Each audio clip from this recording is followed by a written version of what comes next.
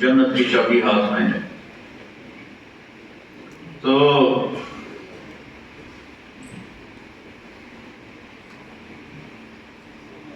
حضرت خدیجہ رضی اللہ تعالیٰ عنہ نبوت کے 10ویں سال فوت ہو گئے۔ پہلے حضرت ابو طالب فوت ہوئے اور 10 دن کے بعد حضرت خدیجہ فوت ہو گئی، تو اب بالکل بے آسرا ہو گئے۔ تو آپ کا جو چچا تھا ابو لہب، اس کو تھوڑی غیرت آئی اور آ کر کہنے لگا بھتیجے فکر نہ کر، تجھے کوئی ہاتھ نہیں لگا سکتا، میں تیری نگرانی کروں گا۔ ابو جہل کو پتہ چلا تو آ گیا، اچھا بھتیجے کی نگرانی کرو گے، جو کہتا ہے تبت یدا ابی لہب وتب، جس کا قرآن تمہیں یہ سنا رہا ہے اس کی نگرانی کرو گے، تو اس کا میٹر الٹا چل پیا۔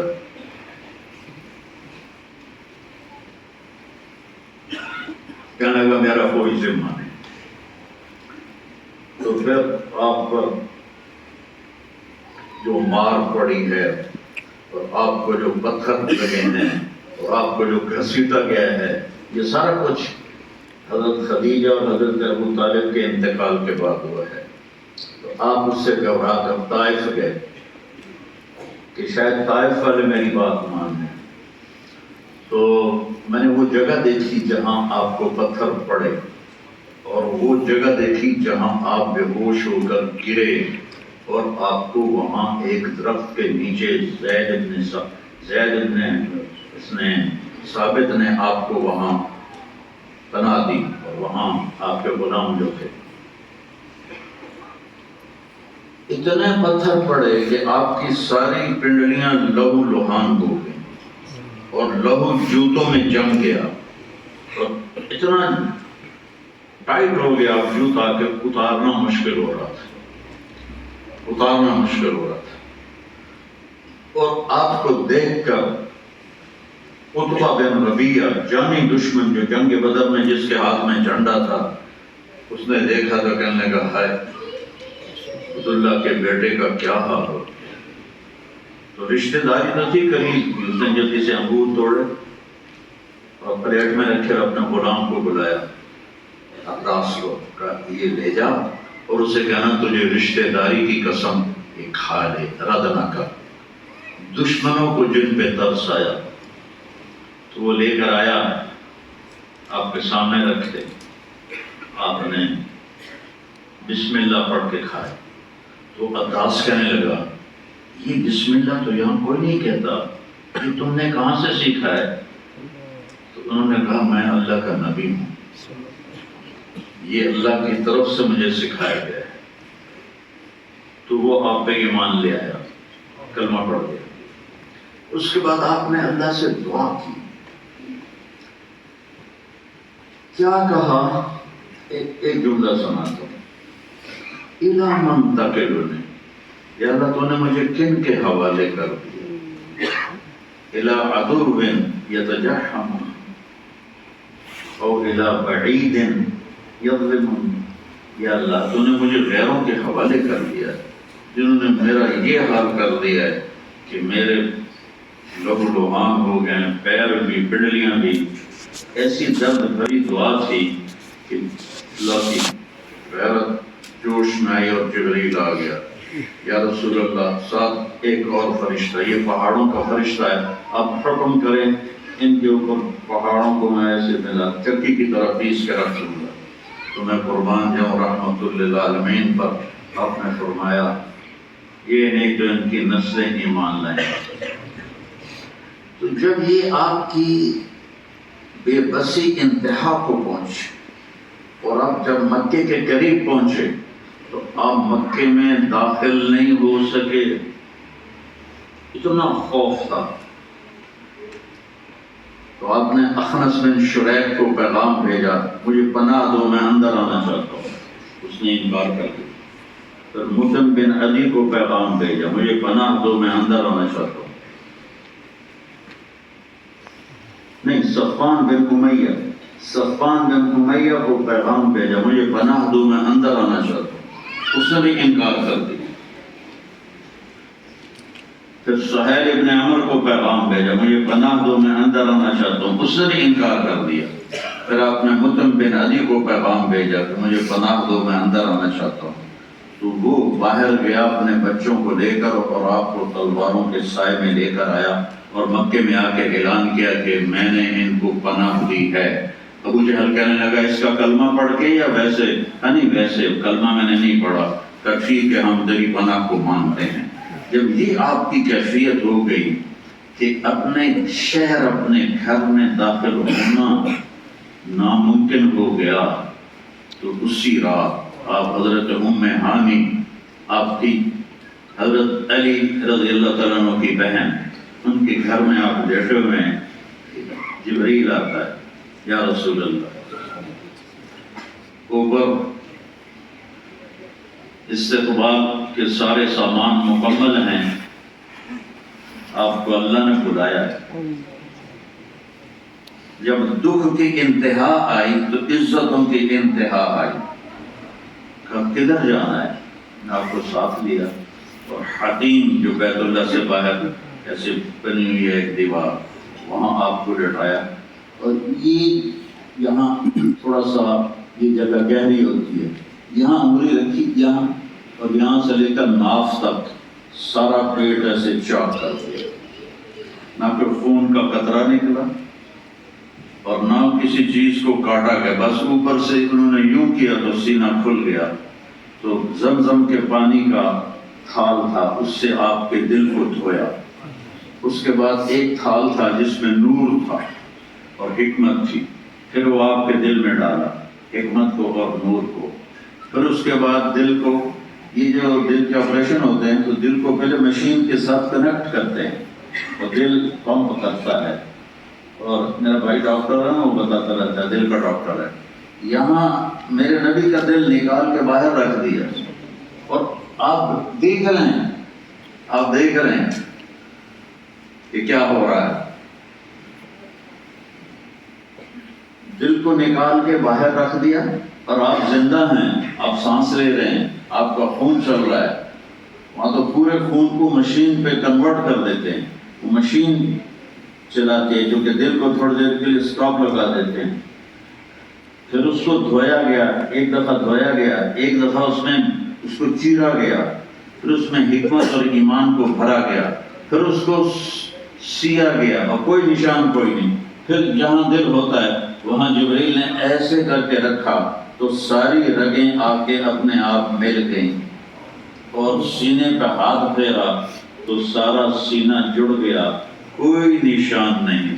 جن کے بھی بائی پاس ہوئے ہیں ان کا سینہ کھول کے دیکھو، اتنے موٹے موٹے نشان ہوتے ہیں جو انہوں نے سوئیوں سے اس کو بند کیا ہوتا ہے، کوئی نشان نہیں ہے۔ اس کے بعد آپ کو لے کے باہر نکلے، اور ایک جانور تھا جو گدھے سے بڑا تھا اور خچر سے چھوٹا تھا، جس کو براق کہتے ہیں، تو اس پر آپ سوار ہوئے تو وہ تھوڑا اچھلا، تو جبرائیل نے کہا تجھے خبر ہے کائنات کی سب سے عظیم ہستی تیرے اوپر سوار ہوئی ہے؟ تو ایک دم پسینہ پسینہ ہو گیا اور ایسے سر جھکا دیا، کہا چلیے یا رسول اللہ۔ پھر وہ براق کو اڑا کے لے چلے اور کہا یہاں اتریے اور 2 نفل پڑھیے۔ آپ نے کہا یہ کون سی جگہ ہے؟ تو جبرائیل نے کہا یہ آپ کے ہجرت کرنے کی جگہ ہے، ایک وقت آئے گا کہ آپ نے ہجرت کر کے یہاں آنا ہے مدینہ۔ پھر وہاں سے اٹھایا اور لے کر چلے، تو آگے ایک جگہ آئی، وہاں کہا یہاں اتریے اور یہاں 2 نفل پڑھیے۔ آپ نے وہاں 2 نفل پڑھے، پھر آپ نے پوچھا یہ کیا ہے؟ کہا یہ عیسیٰ علیہ السلام کی پیدائش کی جگہ ہے۔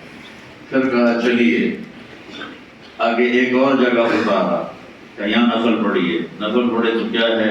یہ ابراہیم علیہ السلام کی پیدائش کی جگہ ہے۔ پھر آپ کو لے کر وہ بیت المقدس میں آئے۔ بیت المقدس میں یہ ہو رہا ہے کہ رات کو جو خادم ہے وہ دروازہ بند کرتا ہے تو ہو نہیں رہا، بند کرتا ہے وہ بند نہیں ہو رہا، تو اس نے بلایا اس زمانے کے انجینئر کو، تو اس نے بتایا کہ یہ جو اوپر اس زمانے میں یہ لوہا تو ہوتا نہیں تھا، تو ڈاٹ بناتے تھے ایسے. انہوں نے کہا اس کی جو ڈاٹ ہے نا وہ ڈھیلی ہو کر دروازے کے اوپر آ گئی، تو میں اسے صبح ٹھیک کروں گا، ابھی نہیں ہو سکتی. تو جو اس مسجد کے اس وقت امام تھے وہ بھی تشریف لائے. کہنے لگے کیا ہوا ہے؟ تم بتایا جی اس طرح کہہ رہے ہیں.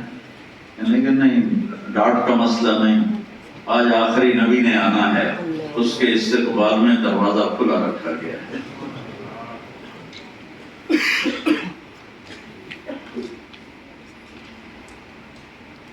آپ تشریف لائے تو سارے انبیاء، ایک روایت میں ہے کہ سارے نبی موجود تھے، اور ایک روایت میں ہے کہ بعد میں سارے نبی ساتھ آئے. تو ساری مسجد بھری ہوئی، اور آپ بھی جا کے کھڑے ہو گئے. تو جبریل نے آپ کو ایسے کندھے پہ ہاتھ رکھا، تقدم یا رسول اللہ، یا رسول اللہ آگے بڑھیے. کیا ہوا؟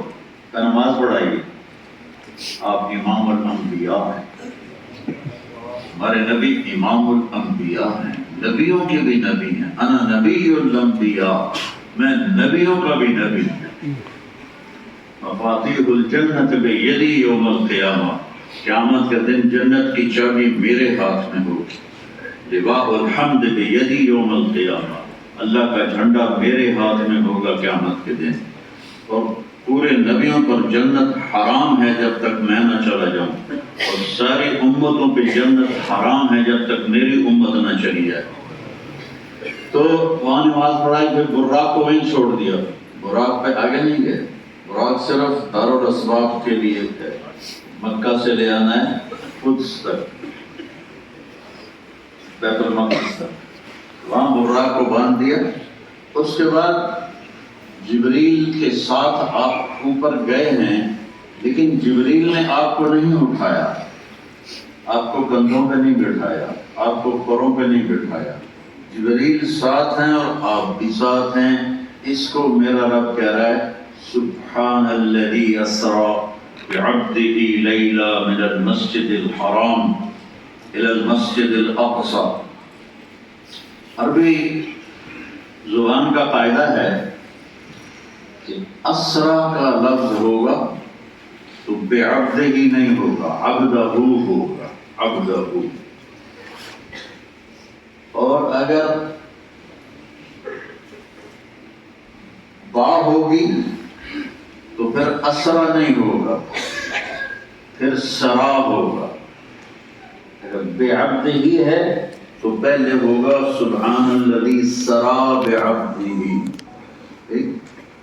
اور اگر با کوئی نہیں ہے تو پھر اب کو یہ اس کا عربی کا اس کی لغت کا قانون بتا رہا ہوں. سبحان الذی اسرا عبدہ، سبحان الذی اسرا عبدہ، پاک ہے وہ جو اپنے بندے کو لے گیا. یہاں با بھی ہے، الف بھی ہے، با بھی ہے، الف بھی ہے. اس کا مطلب یہ ہے کہ میں نے اپنے حبیب کو ایک خاص پروٹوکول کے ساتھ اوپر بلایا.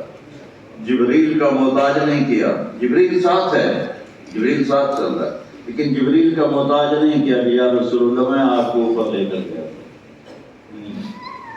جبریل خدمت کے لیے ساتھ جاتا ہے اور آپ اوپر جاتے ہیں. جب پہلا آسمان آتا ہے تو جبریل دستک دیتے ہیں، اندر سے آواز آتی ہے کون؟ کہ جبریل. من معک، تیرے ساتھ کون ہے؟ کہ محمد صلی اللہ علیہ وسلم. کہ ارسل الیہم، کیا ان کو بلایا گیا ہے؟ جبریل نے کہا نعم. کہ مرحبا مرحبا بالنبی ونعم المجید، مرحبا، مبارک آپ کا آنا اور بہترین ہے آپ کا تشریف لانا. آدم علیہ السلام آگے کھڑے ہوئے ہیں.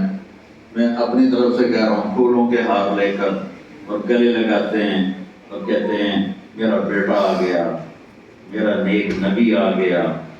اور اس کے بعد آپ وہاں سے بلند ہوتے ہیں. صعد بی، پھر مجھے اوپر لے جایا گیا، پھر مجھے اوپر لے جایا گیا۔ آگے عیسیٰ علیہ السلام اور یحییٰ علیہ السلام کھڑے ہیں پھولوں کے ہار لے کر، اور وہ کہہ رہے ہیں نعم النبی مرحبا بالنبی الصالح مرحبا بالاخ الصالح، مرحبا مرحبا، نیک نبی آ گئے، مرحبا ہمارے بھائی آ گئے۔ وہاں سے پھر تیسرے آسمان پر گئے تو ادریس علیہ السلام پھولوں کے ہار، پھولوں کے ہار حدیث نہ سمجھنا، کوئی ہوتا نہ جڑ دے توڑے چون، ویسے اپنی طرف سے کہہ رہا ہوں کہ ہم بھی تو پھولوں کے ہار لے کے کھڑے ہوتے ہیں، گاڑیوں پہ پھول پھینکتے ہیں، تو اس لیے میں وہ تبرکاً کہہ رہا ہوں۔ تو آگے ادریس علیہ السلام نے آپ کا استقبال کیا، وہاں سے اوپر اٹھے تو تیسرے آسمان پر یوسف علیہ السلام نے استقبال کیا۔ آپ نے فرمایا میں نے یوسف کو دیکھا تو پوری دنیا کے انسانوں کو جتنا حسن ملا اس کا 1/2 صرف یوسف کو ملا، 1/2۔ اور علماء کہتے ہیں اللہ نے یوسف علیہ السلام کا سارا حسن دکھا دیا اور اپنے نبی کا سارا حسن چھپا دیا۔ اگر ہمارے نبی کا حسن اللہ دکھاتا تو آنکھیں بے نور ہو جاتی، کلیجے پھٹ جاتے۔ تو چوتھے آسمان پر پہنچے تو آگے ادریس علیہ السلام کھڑے، انہوں نے استقبال کیا۔ پھر 5ویں آسمان پر پہنچے تو پھر دروازے پہ دستک دی۔ دیکھو یہ آداب زندگی ہیں کہ دستک دے کے جاؤ۔ آج کی دستک ہے کہ پہلے فون پہ پوچھ لو، آج کی دستک یہ ہے کہ پہلے فون پہ پوچھ لو کہ میں آ سکتا ہوں، آپ سے آ کے میں مل سکتا ہوں، تاکہ اگلے کو مشکل پیش نہ آئے۔ تو ہر دفعہ پوچھا جا رہا ہے آپ ارسل الیہ، کیا ان کو بلایا گیا ہے؟ تو جبریل کہتے بلایا گیا ہے، دروازہ کھل جاتا ہے۔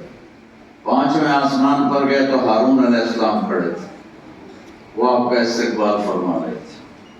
پھر 6 آسمان کی طرف گئے تو پھر دروازے پہ دستک دی، ہر آسمان پر دستک دے رہے ہیں، نوک کر رہے ہیں۔ اندر سے آواز آتی کون؟ وہ کہتے ہیں جبریل۔ وہ کہتا ہے ساتھ کون ہیں؟ وہ کہتے ہیں محمد صلی اللہ علیہ وسلم۔